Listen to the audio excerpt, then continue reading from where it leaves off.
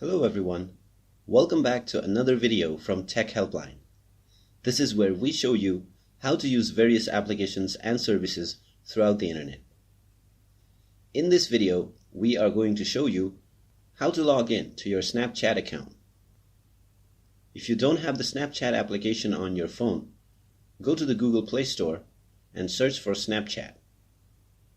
When you find the application, tap on the Install button and the application will be downloaded. If you are on an older version, click on Update.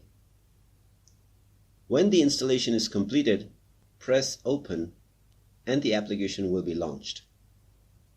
In order to log in, click on the Login button. Now enter your username or your email address and enter your password. Now press on Log In and you will be taken into your Snapchat account. So that's all for today's video.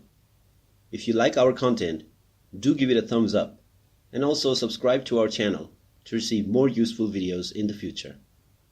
Thank you for watching.